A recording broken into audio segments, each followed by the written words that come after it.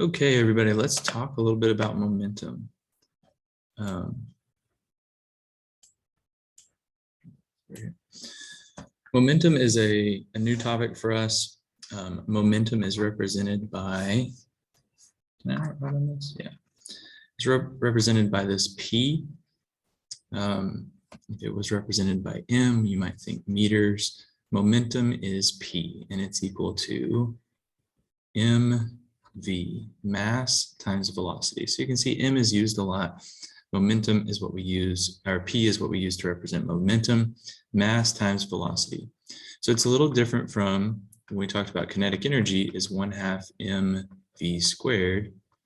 So you see kinetic energy puts a little more priority on the velocity as that term is squared. Momentum is what we usually think about, I think, when we think about like objects moving really quickly, heavy objects coming towards us. If there was a boulder rolling towards you or a car, and say, like we don't usually say it has a whole bunch of energy. We say it's got a lot of momentum coming towards us. So there is a thing I think that Mr. P says in his Flippin' Physics video that you can't run from momentum. The reason is because if you have velocity, you have momentum, mass times velocity. So if an object is not moving, what is its momentum? Also, we're going to do numbers 1 through 11. I'm not doing all of them, but I will do several of them. And this is going to be, this is going to kind of guide our discussion about momentum. And then we're going to finish with a practice problem of actually calculating momentums. How does that relate to force? All of these different things. Okay, so momentum, if you're moving, you have momentum. So if an object is not moving, that means V is equal to 0, and therefore its momentum is equal to 0. Number 2, if two particles have equal kinetic energies, must they have the same momentum? I'll let you think about that for a second. So looking at the two equations, do they have to have the same momentum? So there's a couple ways we could do this. We could say if the mass of an object is 2 and the velocity of the object is 2, its kinetic energy would be 1/2 of 2 is 1, 2 squared is 4. Okay, but also if the mass was 8 and the velocity was 1, that would be 1/2 of 8 is 4, 4 times 1 is 4. Okay, so this is a situation, a mass of 2 and a velocity of 2 has the same kinetic energy as a mass of 8 and a velocity of only 1. So let's look at what their momentums would be. 2 times 2, that would have a momentum of 4. And what's the units on momentum? It's a mass in kilograms times a velocity, meters per second. And then the other one, mass of 8, velocity of 1 would be 8 kilogram meters per second. And so here's an example where two objects have the same kinetic energy and different momentums. So if you were trying to explain that in words, you could say in the kinetic energy, because the velocity term is squared, you can arrive at the same kinetic energy in a different way or with a different mass velocity combo than you can in momentum. And so that means that the momentums could be different even though the kinetic energies are the same, because in the kinetic energy equation, velocity is squared.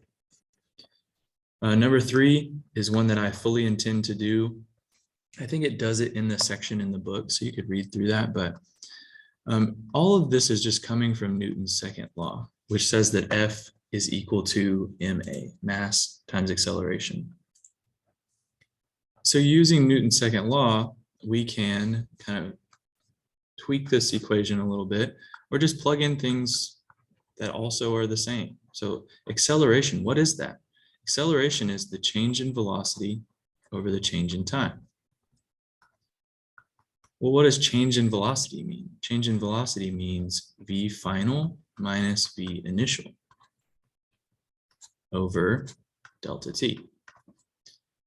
If I distribute the mass into both parts of that, I get mv final minus mv initial over delta T is equal to the net force on an object.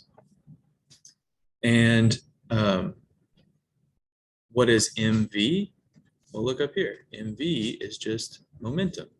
So this is momentum at the end, and this is momentum at the beginning. So the net force on an object is equal to the momentum final minus the momentum initial over the change in time, or change in momentum over change in time. And so here we have a connection that is really important for us to understand, that force can be linked to mass times acceleration, but it can also be linked to momentum in this way, that the change in momentum or the force on an object is equal to its change in momentum over time. Or you could think of, if you multiply the T on both sides, force times the amount of time is equal to the change in momentum. That's an interesting thing. So when in energy, we talk about the work energy theorem, where the net work is equal to the change in kinetic energy. And that's force times displacement is the work. But if you do force times time, you don't find the change in energy, you find the change in momentum. It's a different link, a different association between those two things, but it's a powerful one, especially when we talk about collisions. Okay, so energy, we talk about a lot of different things. With momentum, you're usually talking about collisions. And in collisions, we talk a lot about impulse. So impulse is this part of the equation. Change in momentum, whoops. The change in momentum is called the impulse. And what you're seeing is that if change in momentum is equal to the force times the change in time, then if change in momentum is impulse, then force times the change in time is also the impulse. There's two things that you can use to represent the impulse during a collision. So there's those. So I wanted to use number 5 to talk about this is your impulse. Whoa, impulse.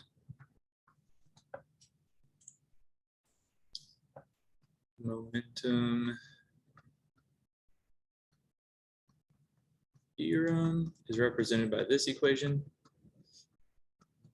So the impulse is force times the change in time is equal to the change in momentum of an object, and that is your impulse momentum theorem. So what number 5 is asking about is, why do gymnasts perform on padded mats? Discuss how these mats help protect the athletes. Okay, so I will draw a very accurate picture of someone about to land on a mat. Okay. So here's what happens. If they just land on the mat, if this was like, say this was concrete, then the amount of time that they're going to have to stop is going to be really, really small. Change in momentum. So the final momentum of this person has to be 0. The initial momentum can't change either. So if what's down here is a really small number, then that means the force is going to be really big. If the number down here is bigger, then the force can be smaller. A smaller force over a long amount of time can change the momentum just as much as a bigger force over a short amount of time. And so many things in the world are based off of this. Airbags, which is the next problem, football helmets having padding in those, all based off of this momentum impulse momentum theorem. And so if we want to change the momentum of something, then we can apply a big force in a small amount of time or a small force over a long amount of time. So for the gymnast, the padded part makes the change in time go up. So instead of just hitting the ground and immediately having to stop, they can kind of descend into the mat a little bit, cushions the blow. It's not because the padding is soft, it's because the padding allows you to change your momentum over a greater amount of time and therefore the force can be smaller. Number 7 says if you jump from a table to the floor, you're more likely to hurt your knees if you bend them or if your knees are locked. You explain. I'm attaching a video where Mr. P does an example, shows the impulse where he bends his knees after jumping off something where he doesn't, and it is a pretty staggering thing. If you've ever seen videos of the people who do free running, where they like jump off of really big buildings and stuff and they land on the ground, they always tuck and roll. And so that rolling is a way of increasing the amount of time that their momentum changes. As soon as their feet hit the ground, they start to lose momentum, but it takes force to do that. And so by bending and then rolling, they make the time bigger, which means the force isn't as great and it doesn't really hurt them. So you're much more likely to hurt yourself if your knees are stiff, because that means the force on your legs is going to be much, much greater.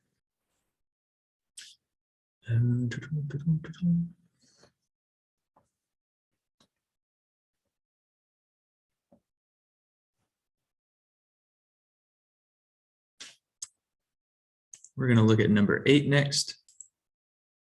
Number 8 talks about a bunch of bugs, a bunch of insects, and it says they all have the same mass. So they're kind of taking that out of the equation for us. And it says, what do we know about the motion of those insects if their total momentum is 0? So if one insect is moving, let's make our lives a little easy. Let's say that there's one insect going this way and one insect going this way. If their momentum is 0, here's what we haven't talked about yet. Momentum is a vector, which means it has direction. So if you have a 1 kilogram insect, which is a big insect, and it's moving with a velocity equal to 1 meter per second, it will have a momentum of 1 kilogram meter per second in the positive direction. If the velocity is -1, then it'll have a momentum of -1 kilogram meter per second in the opposite direction. So if the total momentum is 0, then that means that those insects must have equal and opposite velocities. And that's what we know about it. They have equal and opposite velocities because their momentums have to cancel each other out. Now, what do we know about if the kinetic energy is all 0, then what does that imply about the motion? Well, kinetic energy, not a vector. So 1/2 the mass. Notice the velocity is squared. So if the velocity is -1 and we square it, that makes a +1. If it's a +1 and we square it, it makes a +1. So the kinetic energy is always going to be positive, no matter what directions the insects are going. So if they have a kinetic energy of 0, then the only way that can happen is if all the insects are not moving. No below. They can't be moving, or they would not have this kinetic energy equal to 0. Sorry. All right, let's go with, we might do something looking like number 9 as an example someday. Bumper cars, same thing as like airbags and the gymnasts with the padded mats. So let's go to 11, and I'm only going to do one example, 11A, and you can do the rest. Calculate the linear momentum of each of the following cases. So it's pretty simple. We're just using momentum is equal to mass times velocity. So if the proton has a mass of 1.67 times 10 to the -27, and that's in kilograms, and it's moving with a velocity of 5 times 10 to the 8th meters per second. We just multiply those and we find the momentum of that thing. What is the momentum? 8.35 times 10 to the -21 kilograms meters per second upward. Okay. Here's one of the biggest pieces of this is that when you find the momentum, you have to assign or say its direction. Which way is it going? Because momentum has direction. It's a vector. All right, finish the ones that we skipped. Finish B, C, and D on number 11, and I will see you tomorrow. Happy Physics Day.